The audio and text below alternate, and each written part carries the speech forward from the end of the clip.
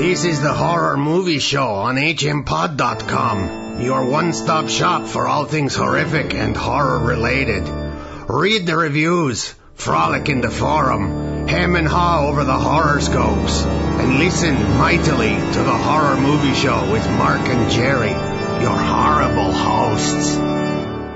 Hello folks, Jerry here. And Mark. Bringing you another episode of the Horror Movie Show on hmpod.com and other places, such as iTunes. Yay! Yay, iTunes. So we got a bunch of new movies to talk about and a couple of older ones.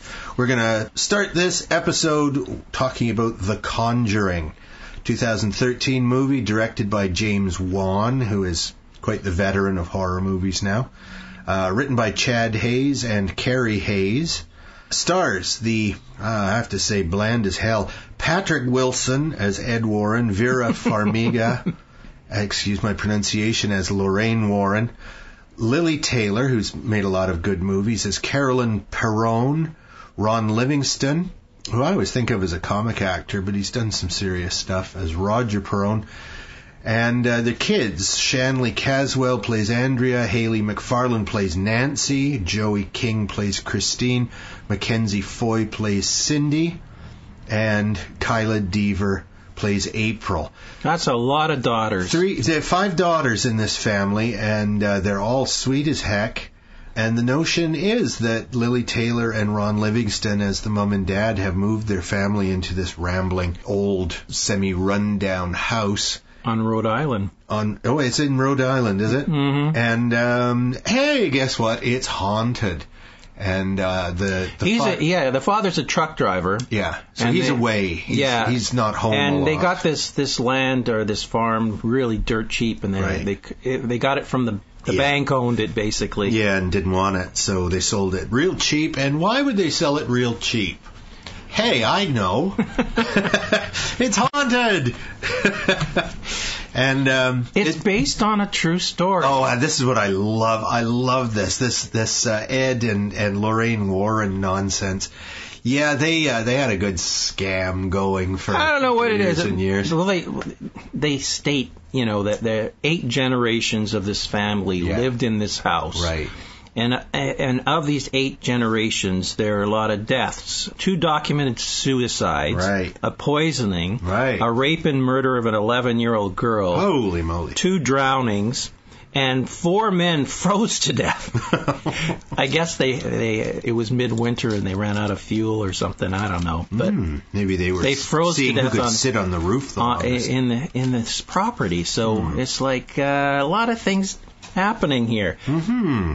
It's dealing with this family, but also with these 2 kind of ghost hunters, people that do exorcisms and they can sense demons and things like that. They say near the beginning that Ed is one of the only non-clergy type who is okay with the Vatican to perform exorcisms. Right. Right. He's like a freelancer. Yeah, exactly. And he reminded me of Elvis for some reason. Oh, really? Well, Patrick Wilson is the star of the Insidious movies. I didn't like the first Insidious movie, and did we see the second one? I don't know. No, I haven't seen the second one yet. And I just think he is about as exciting as a peeled banana. He's just a dull actor. What's wrong with peeled banana? It's not very exciting. That's good for you, though. I liked the movie. Did you? Yeah, I did. So what the hell is The Conjuring? The Conjuring. This is not about an evil magician. This is not about a wizard. It's about a haunted house. And if you conjure something, then you're doing a trick. They've run out of short titles for these horror movies, and they're now just like, hey, wait a second, we'll call it The Conjuring. Well, what's that have to do with the movie? Well, nothing really, but it sounds sort of spooky. Yeah. But it has nothing to do with conjuring this movie. Well, didn't they conjure up some spirits or something, or the spirit was already? No, see, they don't even have like a seance, which might be a conjuring. Another thing from the real life thing is that these things that we see in the movie happened over like a 10-year period, right? Whereas in the movie, it's like 1 month, weeks, yeah. Yeah. And so when they move in, the dog doesn't want to go into the house. Right. Smart dog. Yeah. I think the dog didn't want to be in this movie, actually. Why? It wasn't a bad movie. I liked the movie. You liked it a lot more than I did. Yeah, I did, obviously. I thought it was slick, well done. The acting was good. Every step of the story, you didn't know what was going to happen next. And there was all sorts of different things happening. And I love the fact when they're playing the game with the clapping. Right. I like that part. And the way that the spirits, and there seemed to be more than one, were manifesting themselves, and you never knew where they were going to pop out. Right. You know, they're sitting at the top of the steps, and all of a sudden you hear a whisper, "Let's play the clapping game," and all of a sudden these two arms come out and go right next to the person's head. Yeah. Well, I think that kind of startlement is a cheap way of... It's not cheap, not in this sense. Oh, and not in this sense. I thought it all made sense. It wasn't there for no reason. It wasn't there for... Ooh, the evil clapping ghost, Ooh. What if the ghost gave you clap? Now that would be scarier. And there was all sorts of parts to the house that they were in, that they were discovering, and in between the walls and all that stuff, like all hiding places. Like all good haunted houses, you've got to make sure that at least half the house is sealed off. That's right. Yeah. But I liked it. Yes, if you don't believe in the Holy Trinity and all the demons all over the place, it doesn't make sense at all. Okay. But at the same time, I mean, The main thing that bothered me about this movie is it's yet another one of these damn movies posits that if you aren't Catholic, you're on the wrong team. This is purely dealt with in terms of Roman Catholicism. Right. The two Ghostbusters are Catholics, and they go about this entirely with the Vatican and talking to priests and bishops and stuff like that. Right. So, their methods would be completely useless against a ghost in China. Right. Right? Exactly. Or would it? Would a Chinese ghost go, "Oh my God, it is the Western Roman Catholic exorcist. I must now skedaddle." I just somehow doubt it. Well, no, but because if you set that aside, if you just accept it for what it is, like the Bible is real, that religion is real, that there are devils but only Satan one religion exists. is real, is what they're saying. But I'm just saying, okay, if you believe in Catholicism, then this movie is okay. But I mean, you can tear apart any movie like that. Any movie you can tear. I think it's always a mistake to narrow it down to a religion? To one specific religion. Yeah. So nobody, what about that movie we reviewed not too long ago where the kids got a hold of that box and it had a Jewish demon in it? Yeah. So with this couple, the Warrens, would they be completely useless against a Jewish demon? I think so. I guess they would. Yes. Yeah, it's very sad. Maybe spirits are. So Catholicism has been around for about 2,000 years, and that's really stretching how long it's been around. Because it certainly didn't bear much resemblance to what it is, the giant mega corporation it is today. Right. But if it goes back 2,000 years, then what were people doing before Jesus came along and gave them the true way to deal with demons? I don't know. I know. Yeah, it's like... It's because, why Catholicism?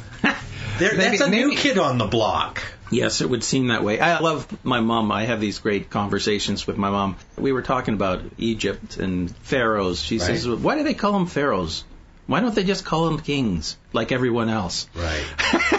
That's like, I'm going, Mom. It's another language. The pharaoh was like God on earth for their religion. I mean, it's like he was like Jesus, but more powerful. Jesus probably. plus. More powerful. It's like she just couldn't understand it. No. Just could not understand that there would be actually religion. He was a child. They had could do anything that the of course, Catholic Church. Of course, the Egyptians didn't always believe that. And anyway, the word pharaoh just basically means king. Yeah. It's just another language. But he was Egyptian. more than just a king. He was their, the supreme being. Yeah, but all kings are divinely appointed, Mark, so they all are touched by God. Even Queen Elizabeth. Yeah, absolutely. Of course she is. Of course she is. Yeah, no, Prince Charles. There is no base for believing yourself to be royalty and for other people to believe you to be royal unless God has a hand in it. Good for them. Yeah. No, I mean, they're all nuts. Which God, though? Yeah, well, Is that the same in China and their beliefs there? Is it God that anoints their... Eventually, that's what it becomes. Khan, but of course, say? most royalty begins with one guy who's willing to slaughter more people than anybody else. Yeah. So God was on his side. Obviously. Because he won. That's why sports teams Constantly win, because God's on their God. side. I know. I mean, he's probably making bets in Vegas, saying, okay. Well, he knows what's going to happen. So, yeah, predestination and all. He's making lots of money. God is making bets right now today on the 2057 Super Bowl. And I like how amazing the odds. I like how sports guys, whenever they win, God's on my side. Yeah. What do the guys that lose say? Say they're going to hell. What the hell, God? Yeah. What did I do? What did I do? Why didn't I win? The same thing happens in war. We'll prevail because God is on our side. Everybody believes that. Yeah. The Nazis believed it. That they were doing the morally correct thing. And look what happened to them. Yeah. There's a great comedy sketch out of England in which the couple of SS men during a patrol at night, and one of them says to the other one, "Hey, listen, Hans, I want to ask you something. Are we the baddies?" And his friend says, "What are you talking about?" The first guy says, "Well, look at our lapel pins. They're little skulls and crossbones. That doesn't sound like something the good guys would wear." It's the same joke, really. And is it the Mel Brooks movie where Spaceballs, where there's some comedy anyway, some movie where you hear in the background that the criminal rebel alliance has done something else against the good and pure empire. It all just depends what side you're on, Mm-hmm. One bad guy is... So you really didn't like this Conjuring movie? I thought it was mediocre. Mediocre. I thought it was above mediocre. I thought the acting was good, but I thought the story was silly and something that I've seen 100 times before. I'm not a fan of Patrick Wilson. I find him way too bland, way too white bread. I like Vera Farmiga. She was so good in Scorsese movie where she played the lover of both Leonardo DiCaprio and Matt Damon. The Accused, is it? What's the... I can't remember. Yeah, Jack Nicholson. Anyway, it's the Scorsese movie, his newest movie with Jack Nicholson. Lili Taylor, like I say, she's done bags of great movies, and she was very good in 6 Feet Under. But for a horror movie, this is actually quite well done in this genre, in this particular type of horror. It just didn't work for me. It was like the supernatural, the whole exorcism part of it. Although I thought the exorcism went a little too easy. He just kept spouting lines until it worked. Yeah. But that was, I could have seen that being done a little bit better. But other than that, I mean, I thought how the story unfolded, how the visuals went and all the different things that were happening, I was entertained. I found it slow and mediocre. And my opinion, of course, is the correct one. Of course, it could have been that you were drunk at the time. And oh no, I wasn't. Okay. I can't be drunk and watch movies. I can't. I won't remember the details. Of course not. Of course, I was just assuming. You were assuming. Yeah. No, I keep my drinking habits separate from everything except I'm under the house. I block the door. Nobody's getting down there. I've got my pot still, and I can stay down there for a week and not bother anybody. Except for the conjuring up demons. Oh, Conjuring. Jeez. Conjuring. Okay, stupid title. Okay, dumb title, I'll grant you that, but I did like the movie. Okay. Let's get on to comparison between two movies. One, the Dutch original. Its title was Spoorloos, translated as The Vanishing, 1988, and the other is the 1993 American remake. Both directed by George, I'm going to pronounce it, Sluizer, Sluizer. Yeah, you never know how Europeans would... Dutch director, yeah. The original written by Sluizer and Tim Krabbe, based on Krabbe's novel. The Vanishing script written by Todd Graff, but, of course, based on the original. The first movie stars actors we've never heard of. Of course not. Gene Bervoets as Rex Hoffman. Joanna Ter Steege as his girlfriend, at least at the beginning of the movie, Saskia Wagner. And Bernard Pierre Donadieu, French actor, as Raymond Lemorne, who is the kidnapper. Essentially, these are old movies, folks, so I hope I'm not spoiling anything. The remake, the 93 remake, Kiefer Sutherland plays Jeff Harriman. Sandra Bullock plays Diane Shaver, his girlfriend at the beginning of the movie who goes vanishing. Jeff Bridges plays Barney Cousins, the kidnapper, and Nancy Travis plays Kiefer's new girlfriend. And a much more lively character than the new girlfriend in the original. They're all more lively in the American version. You thought, yes, like a lot of European movies, they underplay it rather than the American overplay. Exactly. Yeah. And let's start at the beginning. Which did you like better? I was going to watch them back to back. Right. Because I'd seen the original Vanishing many, many, many years ago. Wait, now you've seen the original. The original, okay. Yeah, 88. Okay. I had never seen the remake. Right. So I watched the original, and it's exactly the way I remembered it. Okay. And subtitled and all. Yep. Then I started watching the other one, and I'm starting to compare them way too much. First of all, name actors, Hollywood, all this stuff, and that gave me a negative attitude going right into the movie. Okay. So I stopped. And I waited a week to watch the second one. Watch the remake, yeah. And I enjoyed it much more. I let a few days go. I hadn't seen either of them, so I let a few days go in between. This was our good buddy Carl Maines who mentioned these movies, and I thought that it'd be a good thing for us to compare them ourselves. And so I enjoyed the remake much more, having waited a period of time between the two movies. Okay, but my original question, which one did you like better? Which would you recommend? Strangely enough, if you don't like European movies that much, I would recommend the American movie. Right. Even though the American movie's very end of it was less satisfying. Yes. Yeah. But at the same time... Less horrific. Yeah. Definitely less horrific. Because the European movie, it moves so slow. Right. And the characters are so kind of bland. Yeah. It is really a thinking man's movie rather than an exciting movie. Right.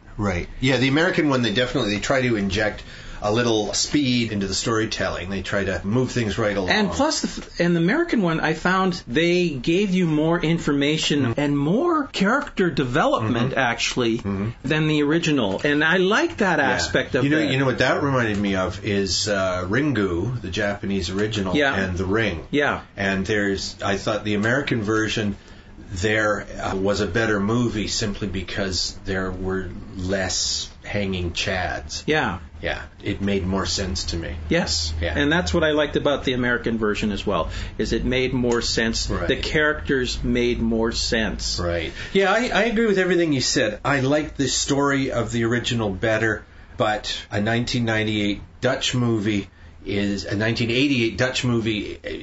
a little slow, and it is very low budget, obviously, but it is original. Yes. Whereas the American version is in a lot of ways, it's a watered-down version of this story, because the guy's plight, Kiefer Sutherland's plight, he does eventually sort of break down and admit to the Nancy Travers girlfriend character that he's obsessed. He can't help himself. I thought the Kiefer Sutherland character was much more tormented in the American version, because he was trying to hide... Rex Hoffman? Yeah, even though Rex was adamant about finding his girlfriend. He was a little more businesslike. And plus the new girlfriend was so much more accepting of him being infatuated. No, the original. Well, no, she left him. She left him. She said, I've had enough of this. You're not going to give this up. And she left him. And that's why he's alone at last third of the movie.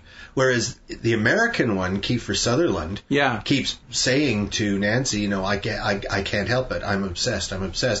And she doesn't want to accept that. But when she gets word that, in fact, the killer has got in touch with Kiefer, she goes, holy moly, he was right. And she goes to help. Right. Whereas the European version, that woman's gone. There's no help.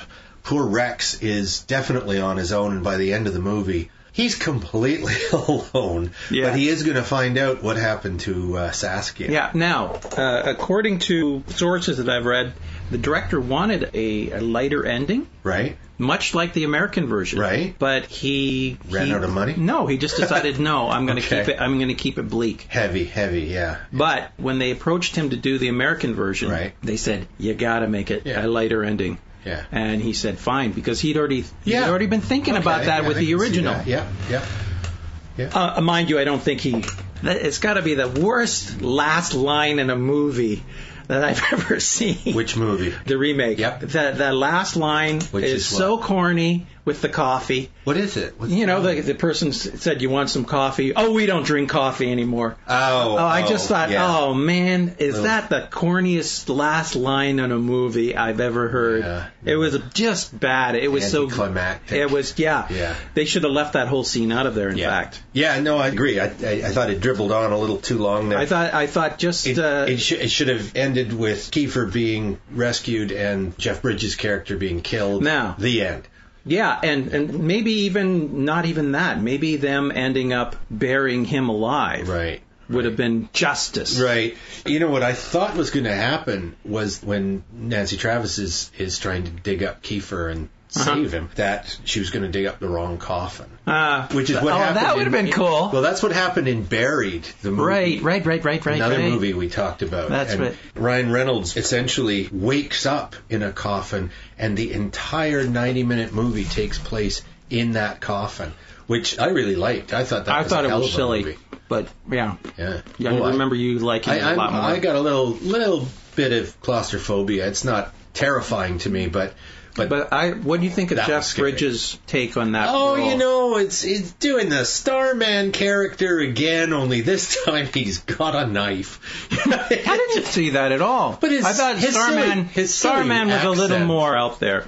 Yeah. But no, I thought it was a great take because he goes more and more insane as the show goes on. Yeah. Whereas in the original, the guy's pretty level-headed all the way through. I think he's much scarier than Jeff Bridges, the original. You think so? Yeah, I do, because he's a family man and nothing's going to interfere with his family life. But hey, there's at least one body. By the end of the movie, 2 bodies buried on the family's cabin property. And he just wanted to know what it was like, basically. He puts forward the idea in the original, puts out the notion that philosophically he wants to know that he is a good man, but the only way that he can know true goodness is to also know pure evil. Right. And that is why he set out... In both movies, these were scary scenes. We see the practice of chloroforming or etherizing a woman victim. And in the original, the guy is so methodical and so cold. And by the end of the movie, even after he's killed Rex as well, or he's put Rex in a situation where he will die, he's not emotionally attached at all. Whereas Jeff Bridges is sort of on a mission.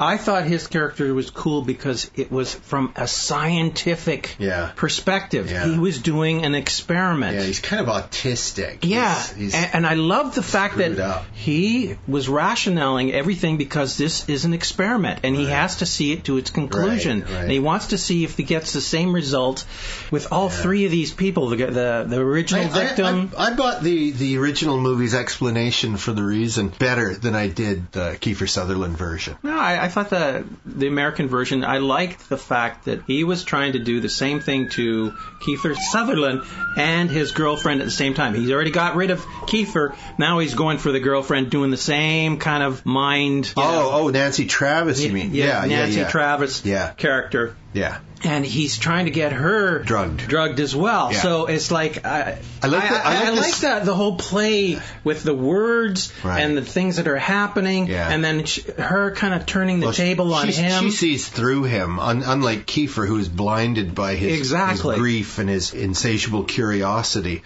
So he's doing an experiment with two different people, but the parameters are different, even though he doesn't realize it. He thinks the parameters are the same, and he's thinking of the same result. I didn't buy it. I thought Jeff Bridges' character was just a loony, and no normal person would give this guy the time of day. Well, I think that if you're going to watch these movies, first of all, watch one or the other, because if you watch them both, you're going to just start comparing, and you're going to lose the charm of either one. Oh, I don't see what's wrong with watching them both together. It'd be an interesting double bill. Like I said, it's too close. Depending on which one you watch first, you'll enjoy the second one less because you're comparing. When the boyfriend, Rex in the original, and Jeff, the Kiefer Sutherland character in the remake, when the maniac is saying, yes, I will show you exactly what happened to your girlfriend. I will show you exactly what happened to her, but you have to let me drug you unconscious. You have to drink this liquid. Yeah. Now, I didn't believe that Jeff in the remake would drink it because Jeff Bridges' Barney character is so nuts. You can't trust that guy. No, don't drink the drugged coffee. In the original, I can see drinking the coffee because that guy is perfectly reasonable. He's dull.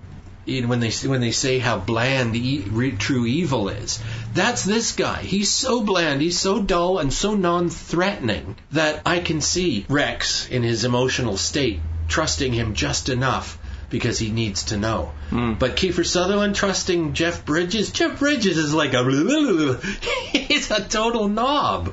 I wouldn't trust him as far as I could throw him. He spends a lot of time with blood on his face. Yeah. And that was the thing. Whereas the French guy was like really, really cool about it. That was the thing that got to me about the American version is when the police officer pulls him over on the highway, right? Just because he has a broken tail light. Yeah. He's got blood on his face. And he's talking. Well, he's just been beaten up. Yes, I know. Yeah. And the cop's looking at him. Yeah. And he doesn't mention it. I know. It's like nothing. No. Oh, you got a broken tail light. Yeah, well, you should get that fixed. That was a big hole. Yeah. And I'm going, well, and that was the same cop that Jeff approached when his wife was missing. I thought they might recognize each other. Yeah. And I'm going, why bring him back at all? Yeah. If there isn't, and he doesn't do anything. There's only one cop in that part of the world. The only thing about that scene that had to be in both movies is the fact that brings out the guy's claustrophobia. Right. That's it. I'm not one of these people who got over my crush on Sandra Bullock from Speed. Even though Speed 2 came close to making me change my mind and break my heart. But I quite like her. And this movie being 93, she's still young and still gorgeous. And come on! The latest one of hers, too. Gravity. Gravity. Yeah, she's fine, but she's not just a little sexy young thing. She's a sexy old thing. Okay, now. I'll make my point now if I can. The scene is certainly far into the movie when we see from Jeff Bridges' point of view how he really terrifies and hurts Sandra Bullock by drugging her, by putting the cloth over her face, and her terror at that. I found that really hard to watch. I thought that was one of the ugliest scenes I have ever seen because there isn't anything clever or witty or amusing about it. It is just pure brutality. It is a big man forcing a small woman to his will, and that was so ugly to me that certainly you're not supposed to have sympathy for Jeff Bridges' character, but I just hated him, and I just hated the fact that Kiefer Sutherland was putting himself in this guy's power. The original was pretty startling. Well, it was brutal too, but this guy wasn't. He was such a cipher. He was such a robotic, sort of emotionless creature. It was his beard, wasn't it? Yeah, horrible chin beard. Real ugly. Yeah. Overall, I would recommend either version. I'd recommend the earlier version. But I don't think you should watch them together because there's just too much comparison. Well, what you should do is watch them both at the same time. Yes. Okay, let's get on to our next movie, which is a very silly movie.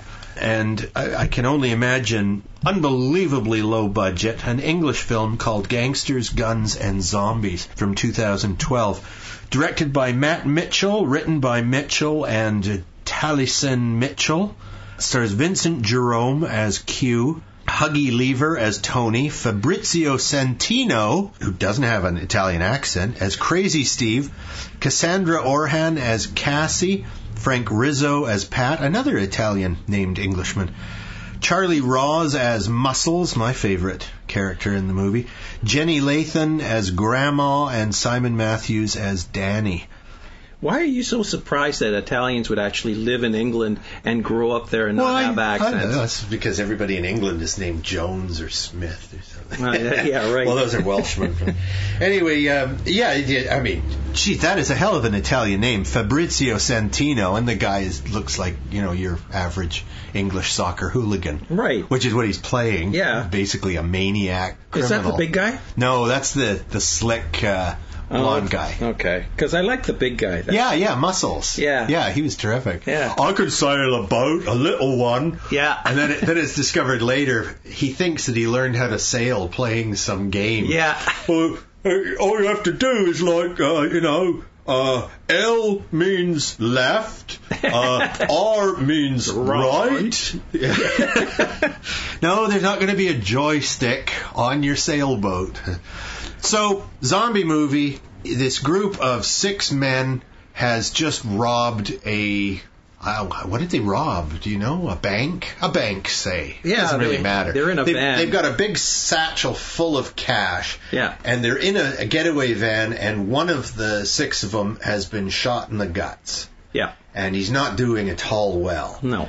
And so he's the son of that's right. a friend of one of the leader. Of the leader. Yes, yeah. the criminal mastermind who's up in the front seat sitting beside Q, who's their driver. Now, we have to say that it's post-zombie apocalypse. Well, it's just beginning, because there's healthy people being run down all around them, and the zombies, bloody-faced, are running up to the van and it's an everyday occurrence. Yeah, but it's only just started, because it's still on the news. And they're not surprised with it. These guys are not news watchers, because they're like, what's going on? What's this? What's F's this? And it's like on the radio they're learning about the zombie thing.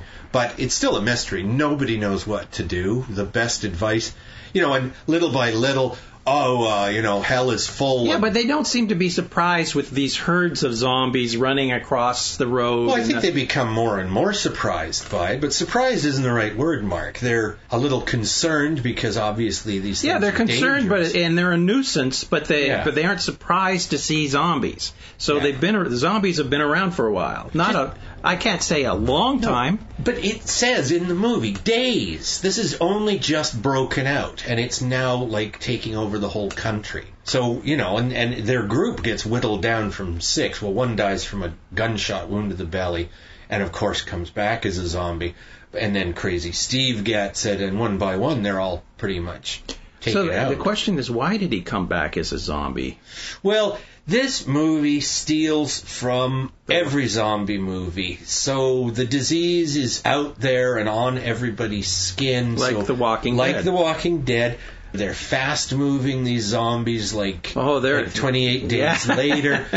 They just basically, the headshots, what kills them, blah, blah, blah. It's just one rip-off after another. This movie has absolutely nothing original in it to say about the zombie situation. Not at all. And the fact that, they're robbing a bank, I think one of Simon Pegg's movies was about robbing a bank. No, it was another zombie movie that we saw where they were robbing a bank. And they were Cockneys. Cockneys and zombies or something like that.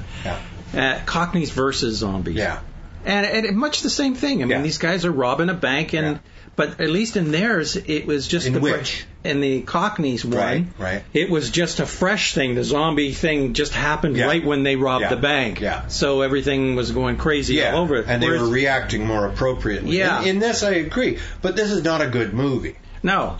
No, it isn't. Not that Cockneys versus, or was it Gangsters? No, Cockneys versus Zombies. Not that was a very good movie either, but it was a straight comedy. Yes. Whereas this is trying to take itself seriously and failing. Yes. Not a great movie. No. I found nothing original about it whatsoever, and I thought that their reactions were poor. The way they fought the zombies was ridiculous. It was lame. Yeah. And the fact that, like you were saying a while ago with me, what's the point of robbing for money? Well, like, okay, that day the zombie apocalypse wasn't fully on them. It continues to grow as the days go by, and they're running away looking for safe houses. Now they're trying to get away rather than... And now they want a boat so they can get over to France, and of course there's a nice little twist at the end. But... oh my goodness, it just steals from so many good movies, specifically 28 Days Later, but Dawn of the Dead, Night of the Living Dead, just any zombie movie, and really, really steal a lot from Walking Dead. There doesn't seem to be a purpose to this movie. No. I mean, there wasn't really anything new. Just a little entertainment. I think somebody made up the name for the movie, said Gangster, Guns, and Zombies. Yeah. That sounds fun. Yeah. And then they just kind of stole from everywhere they could think of. Absolutely. And the bad guys, once they've been whittled down to 4, they see a windmill out in the middle of the country, and there's a car in front of it, so we're almost out of gas. Let's take that car. But turns out that's where they run into, what's her name, Cassie, and her grandma. And the grandma, of course, is one of these spirited old bags who's got a double-barreled shotgun, and she's threatening to blow them into next week. And then she realizes that maybe we need these guys to protect us. After the zombies attack and everybody helps, then but they still have to leave the next morning. And of course, that's when Grandma decides to sacrifice herself. Well, she gets bitten first, and then she sacrifices herself finally to give them a chance to get away. Yeah. And by then, there's only... I don't know. There's Q and Cassie, and was there one other of the gang surviving? I think the sort of fat slobby Did Muscles guy. get killed? Did Muscles die? Yeah, Muscles buys it, I think. Boy, it's been a while since we've seen it. It's just a terrible movie. Cannot recommend it. There are some comical parts in it, and some of the dialogue is a little bit humorous. And Muscles is a good character. Yeah, and the big gentle dummy who's of course willing to crush your head if he feels he needs to. Having not being British, maybe there are some in-jokes there somewhere that we're not privy to or something. No, I don't know. No. Our mannerisms. No. Nothing? No, you don't I don't think so. You don't it's think? just a bad movie. Nothing special. But they just seem, stereotypical. Yeah. There wasn't anything interesting about these Nothing guys. to recommend it other than Muscles. Okay, so the last movie we want to talk about today is another zombie movie. My goodness, lots of zombies out running around. It's a 2013 movie titled Zombie Hunter, directed by the mysterious Kay King, written by King and Kurt Knight. So you have a king and a knight here. They must be chess players. It stars Martin Copping as the hunter, the ever-popular Danny Trejo as Jesus, and Claire Niederpruem as Allison. Why don't you tell us a little bit about what this movie is about, Mark? I really don't want to. I like this. I enjoyed this movie. I know you enjoyed the movie, and I couldn't figure out why you enjoyed it so much. What's the storyline? It's basically post-apocalyptic zombie. Yeah. The main character, Hunter. I guess they call him Hunter because he's the zombie hunter. Yeah, he's a zombie. That's his But job. Martin Copping's... Or Coping? Is it Coping? I don't know. Copping's character... His voice sounded very familiar. It sounded like a guy that does a lot of anime. Anyway, he's narrating it, and he's basically pissed off because his family got killed, and he's out for revenge, and he knows that his time is limited, and he's going to kill as many zombies as he possibly can. Yeah. and he's driving along a highway in this souped-up Camaro. Right. And little Mad Max-like. And the disease starts off as a drug, designer drug. That's right. And it's pink. A criminal drug. And this drug is pink, and it changes your blood pink, and every time you smack into one of these zombies, pink stuff flies everywhere. They tend to burst. Yeah. It's like they're full of Pepto-Bismol. Yeah, exactly. and it's very stylized the way it's shot. They have these neat cutaways and so like a comic book. Yeah, it is very much. And then they have these zombies that are like, remember the mouth on it was very much like Predator. Right. And they were huge things, and they were completely animated. Yeah. These creatures, and there weren't a lot of them. Right. But the odd one would pop up, and they're like twice as big as a normal man. Yeah. Don't know where they came from. Yeah. And then you have your regular zombies, which that's just the giant monsters are just if you've taken a lot more of the drug. Maybe I don't know. Yeah. Anyway, because everybody is like hooked on this drug and before the crisis, and then it's realized that here's a side effect of it. Yeah, you die and you become a zombie. And he's driving along. I like the zombie movies that give you the explanation as to why this happened. I like that. I think it's lazy in a movie like Gangsters, Guns, and Zombies when there's just no explanation. They're simply zombies. It reminded me of Machete in some ways. Danny Trejo's in it, and he's got this huge axe. Yeah. And he's chopping, and he's playing a padre of some sort. Yeah. And Padre with an axe. Yeah. And so, and 1 second he's praying. Yeah. And the next second, he's lopping people's heads off. Yeah. Looking forward to Machete too. So Hunter's zooming down the highway, and all of a sudden a bullet comes through his windshield. That's right. Hits him in the arm. Yeah. He rolls over, and next thing you know, he wakes up and he's being dragged by this huge guy to this little compound in the middle of nowhere. And there are 5 people, I think, in that compound that have survived the apocalypse. Yeah. And it's just their tale of survival from the zombies. Yeah. And one of them is sort of a stripper-type girl. Pretty girl. And the other one is like your Mary Ann. This Ginger and Mary Ann. That's right. I guess you could equate it to Gilligan's Island. Little bit. Little compound. I thought that too. And just like Gilligan's Island, I thought the Mary Ann was much more attractive than the Ginger.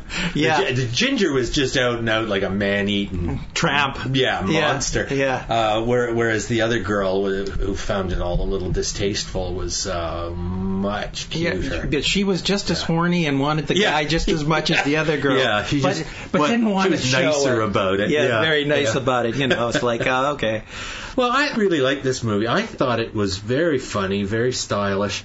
I didn't think it was funny. I thought it was stylish. Yeah. But not funny. Well, I mean, I was laughing because of the ridiculousness. Oh yeah, and I think they play it over the top. But a post-apocalyptic world in which zombies and giant monsters are running around. Not just that shouldn't be taken 100% seriously. Yeah, and it wasn't just the zombies. There were crazy people running around too, with chainsaws. Yeah, I love it. And the whole chainsaw thing is that you can see that half the time that chainsaw didn't have a chain on it. Didn't have a blade. Yeah. And only the close-ups when it's not running did you see the blade. Yeah. And the way he chops through that wall and kills the girl, I'm going, it's not butter. It wouldn't just go through like that. There would have been some sound of him going through the wall. Yes, and a little effort. And she would have probably went, what's that? And walked away from the wall. When the wall starts buzzing, time to step away from the wall. Yeah, but it was like butter. It went right through her. Yeah. And there's lots of very gory scenes in this movie, and I thought they were done well. Yeah, if you like your gore done well, it wasn't even really, really well. It wasn't realistic well. It was funny well. Yeah, that's what I mean. It was funny well. It was a very enjoyable, over the top zombie romp. I mean, it was the acting wasn't serious. No. I like the fact that the Ginger girl was doing her strip pole kind of thing happening, and she ends up debrawing herself in front of 2 of the guys that she didn't care about. Yeah. It was dumb little things like that. Yeah, no, I thought it was nice. And I thought the wimpy guy, which would have been the Gilligan of the group, he was just nothing. He's fodder. He survives to the end. Yeah. And it's like, Why? There was nothing about this person. He didn't do anything except for run around and try not to get killed. Any horror movie like this, I would have thought he would come to a good, timely death. Yeah. And there wasn't one. But any movie like this has got to throw in potential victims. But he wasn't a... Of course he was a potential victim. He may not have wound up being a victim. He didn't deserve to survive. That's what I'm saying. Okay. He was one of the guys I'd have killed off first. Oh, there you go. But see, that took a little cleverness to not go with the obvious choice. Directors of horror and suspense movies have been doing this for decades. In Psycho, we're following Janet Leigh, and we think she's the main character. And it's like halfway through the movie, we find out she's not. My point is that this guy didn't deserve to survive. Oh, well, he's just one no-name character. Yeah.